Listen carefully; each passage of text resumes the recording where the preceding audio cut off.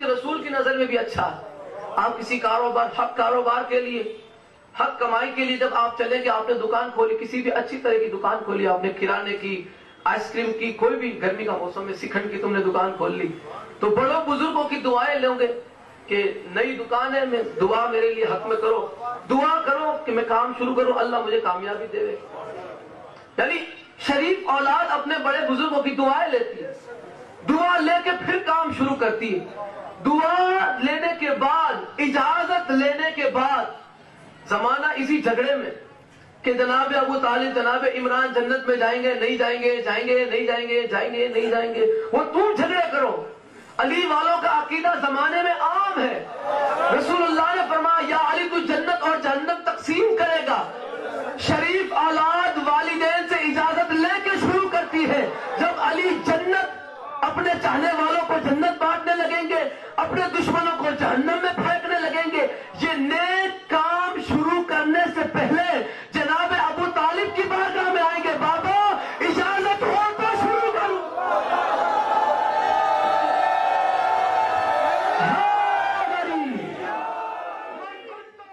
میں نام نہیں بتاؤں گا، آپ کو پتا چل جائے گا میں کس کے بارے میں کہہ رہا ہوں۔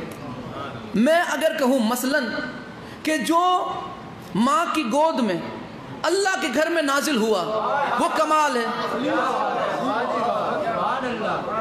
جو ماں کی گود میں اللہ کے گھر میں نازل ہوا وہ کمال ہے، وہ عظیم ہے، وہ بلند و بالا ہے۔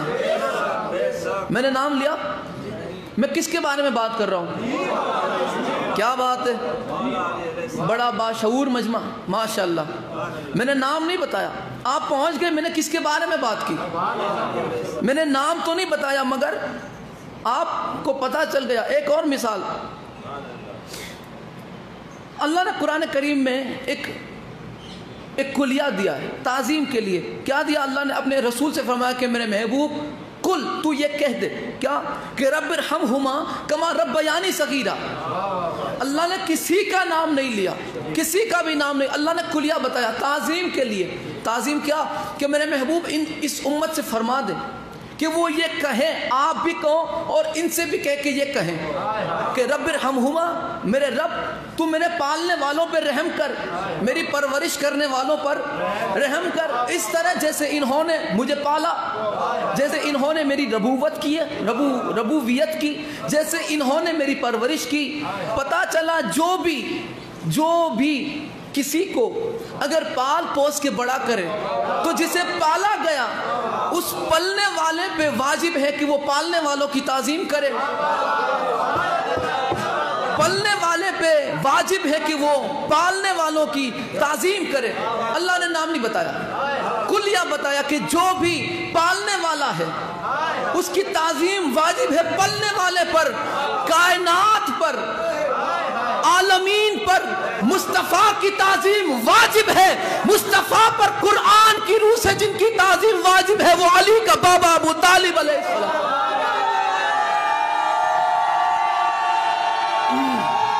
حیدری، اللہ نے کلیہ بتایا، اللہ نے کلیہ بتایا، نام نہیں بتایا۔ تعظیم واجب ہے، نعرے کم رکھوں گے تو میں زیادہ بتا سکوں گا۔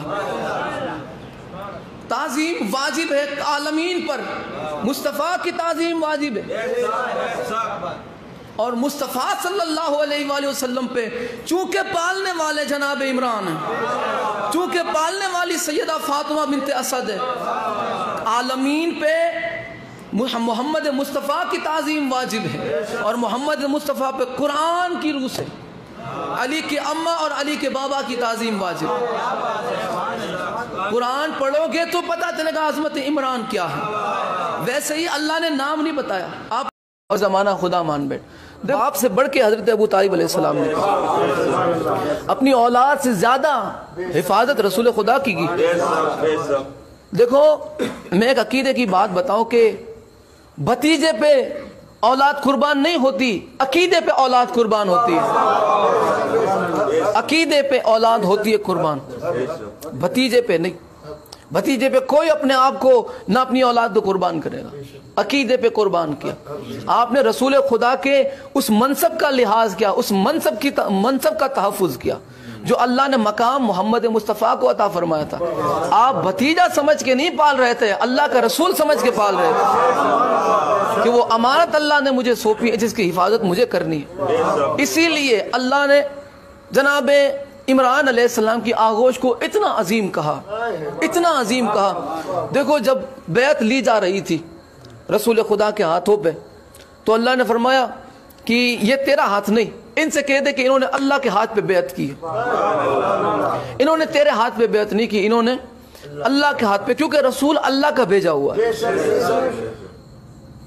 جب ابابیل نے اوپر سے جو کنکریاں پھینکی ہاتھیوں کے اوپر, جو کعبے پہ ابرہا کے لشکر پہ جو کنکریاں پھینکی, قرآن میں پڑھو سورہ فیل ہے نا, تو اس پہ جو کنکریاں پھینکی تو اللہ نے کیا فرمایا, وہ کنکریاں انہوں نے نہیں, وہ میں نے ماری.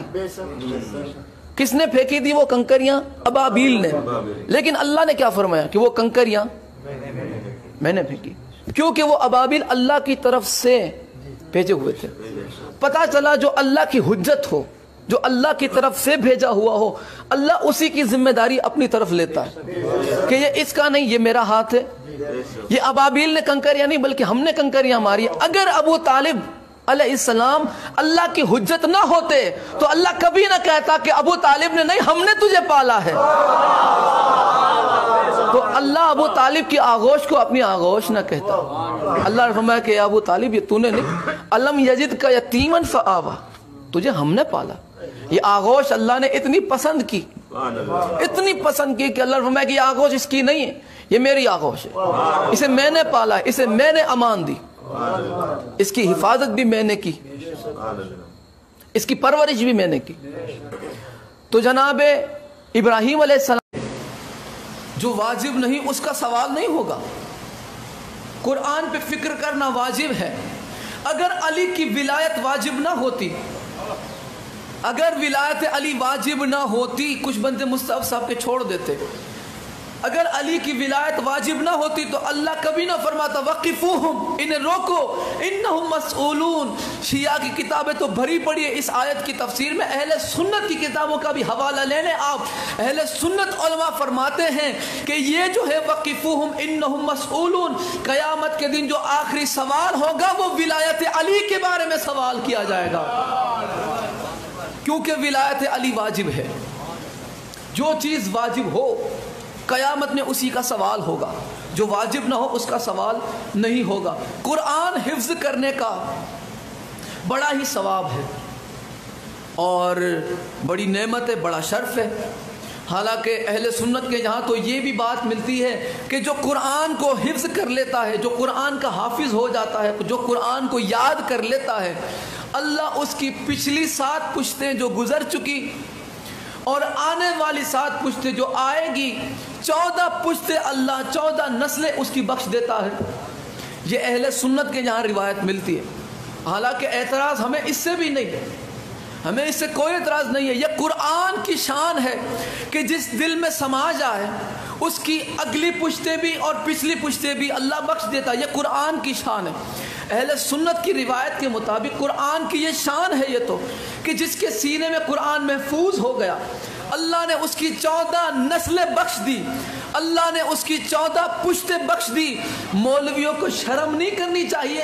یہ جو قرآن کا حافظ ہے وہ گناہگار بھی ہوتا ہے, وہ سیاہکار بھی ہوتا ہے, وہ گناہ بھی کر جاتا ہے, کبھی کبھی گناہ بڑے بھی کر جاتا ہے, کبھی چھوٹے گناہ بھی ہوتے. گناہگار ضرور ہے مگر یہ گناہ کے باوجود ان کے سینے میں اہل سنت کے مطابق جب ان کے سینے میں قرآن محفوظ ہو جاتا ہے, قرآن یہ یاد کر لیتے ہیں, تو اللہ ان کی 14 7 اگلی 7 پچھلی اور 7 اگلی پشتیں بخش دیتا ہے.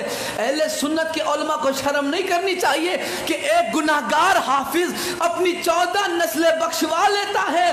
جو 14 ناطق قرآن ہے, ایک محمد سے لے کے 14ویں محمد تک, وہ ایک ابو طالب کو بھی نہیں بخشوا سکتے.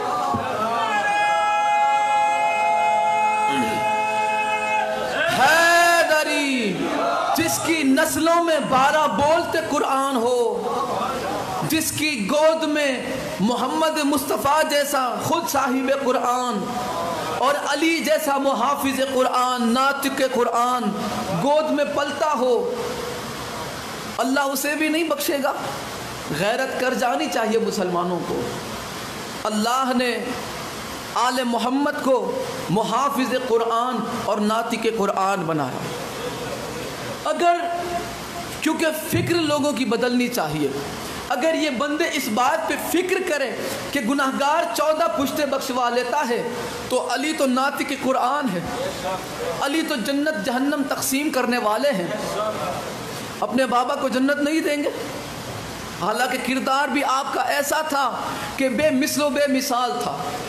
مکہ کا ہر مشرک تھر تھرتا تھا جب سامنے مولا ابو طالب علیہ السلام نظر آتے تھے۔ ہمت نہیں ہوتی تھی کہ کوئی آنکھ اٹھا کے سید الانبیاء کی طرف دیکھے، اور لوگ کہتے ہیں نعوذ باللہ، پھر وہ جو ان کی سوچ ہے، کیونکہ فکر